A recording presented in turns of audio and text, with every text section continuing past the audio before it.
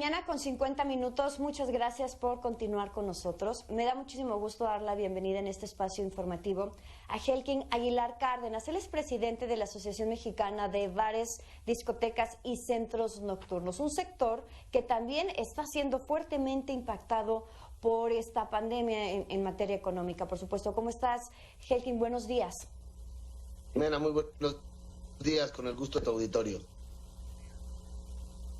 Platícanos a lo largo de estos 9 meses de pandemia, ¿cuál ha sido el impacto? ¿Cuántos de estos comercios han tenido que cerrar definitivamente? Y también, ¿cuántos empleos se han perdido debido al cierre de estos lugares? Claro que sí, Jimena, pues muy triste panorama, desgraciadamente, y como bien lo dices, el sector, pues no de los más, yo tengo el más golpeado de todos, a prácticamente 15 días de cumplir 9 meses de no tener ningún tipo, más que puras restricciones por parte del gobierno y evidentemente tampoco ningún tipo de apoyo. Pues al día de hoy ya podemos hablar de prácticamente un poquito más del 45%, tanto de los lugares cerrados como de las fuentes de empleo, tanto directas como indirectas, perdidas. El panorama es muy grave, muy complicado, y por eso es que estamos ya fuertemente levantando la voz en una llamada ya de urgencia y de emergencia, entendiendo que no es una necedad que queramos abrir los lugares, no estamos hablando de, para nosotros y para nuestros empleados, de un tema de irnos a ir.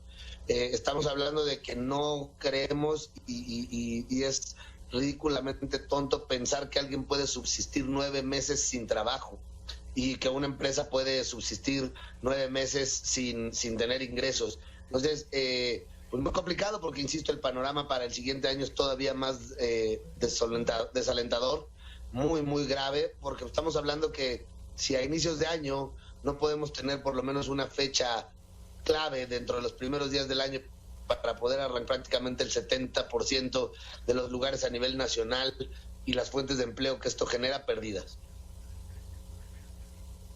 Helkin, ¿qué es lo que ustedes piden y sobre todo qué es lo que ustedes proponen para reactivar este sector económico? Varias cosas, Jimena. La primera, evidentemente, pues primero ser con decisiones, obviamente, que toma gobierno y ser como cualquiera de las otras industrias y empresas que han sido llamadas a poder funcionar y operar, ser considerados, porque es una industria muy, muy grande, que 20,000 millones de dólares, que da empleo a más de 560,000 fuentes directas, 1,000 indirectas. Entonces, pues ser considerados como lo que somos, como una industria que aporta muchísimo al PIB, es parte de la vida turística de todo el país. Entonces, por un lado. Por otro lado, el piso parejo, como ha sido tratado todas las demás industrias, y no ser satanizados, porque pareciera ser que a la luz de las últimas notas y de las últimas noticias, a partir de los incrementos de esta curva en el COVID, pareciera ser que los lugares que hubieran sido los bares que pudieron abrir en el programa Reabre fueron los culpables prácticamente de esto. Y por otro lado, bueno, pues insisto, o sea, dan caso en el que presentamos, que sugerimos que podamos sentarnos a una mesa de diálogo para poder establecer bajo estas condiciones, por supuesto seguras y con todos los protocolos adecuados para minimizar, como en las demás industrias, los riesgos de contagio, podamos empezar prontamente a los primeros días del año a operar. Tengo entendido, Helkin, que existe incluso un proyecto, desmiénteme si es así, que se llama Bar Piloto. ¿En qué consistiría este?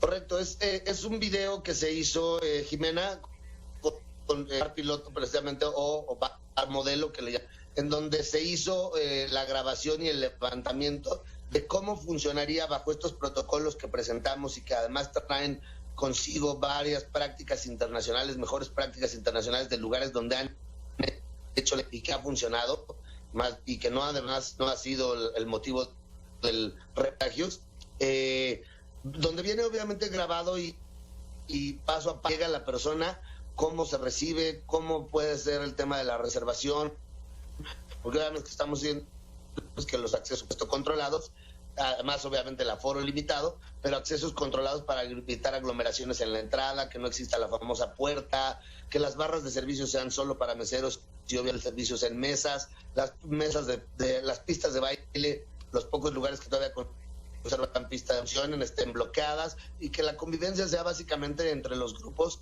de amigos en cada mesa, como las familias en los restaurantes o como los amigos. Entonces, eso el ABC desde que llegue el cliente hasta que se hagan su coche.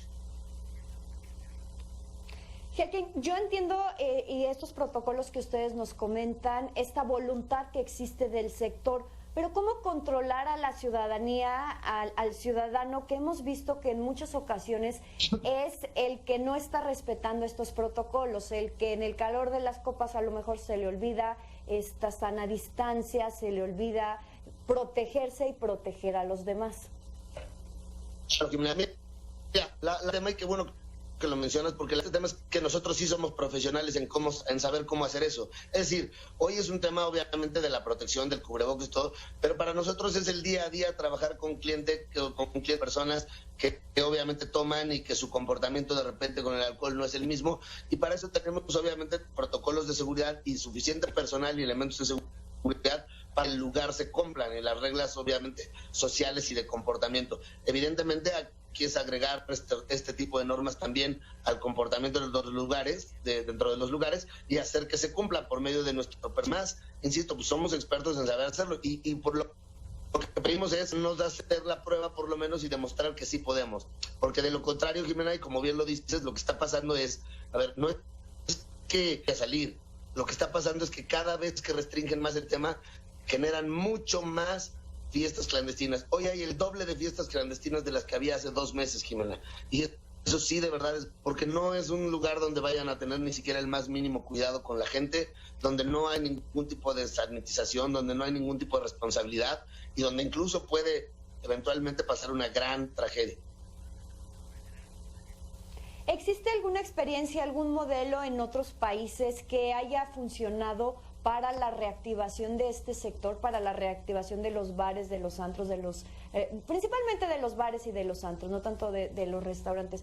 ¿Hay alguna experiencia en otros países que pudiéramos a lo mejor copiar aquí en México que les haya funcionado? Claro, por supuesto, Jimena. De hecho, es parte de lo que viene. Mucho de ello viene ya puesto en el protocolo de las mejores prácticas internacionales que ha habido en lugares donde pues, prácticamente todas las ciudades del mundo, a pesar de los cierres, te diría Italia, te diría España, te diría Estados Unidos, muchas de las ciudades, Houston, Las Vegas, Miami, ya los bares bajo diferentes obras, y mucho de esto es lo que está incluido.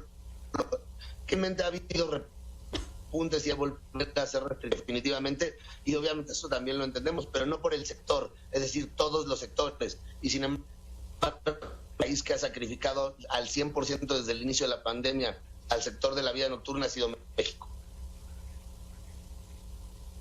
Helking, ¿algo que gustes agregar a esta plática, algo que se nos escape esta mañana por tocar? Que sí es importante, Jimena, y les obviamente el foro y la oportunidad, porque hay mucha gente que ya después de 9 meses tiene mucha hambre, no solo de trabajar, mucha hambre literal, y estamos llegando a un extremo donde pues las asociaciones, obviamente, y los grupos grandes de nuestros empleados, DJs, bartenders, cadeneros, mucha gente que trabaja paralelamente incluso en la industria de taxistas, demás, pues ya no encuentran una forma.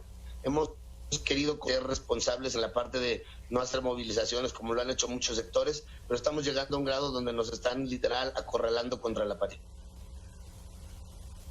¿Podría haber movilizaciones por parte del sector de no ser escuchados por las autoridades?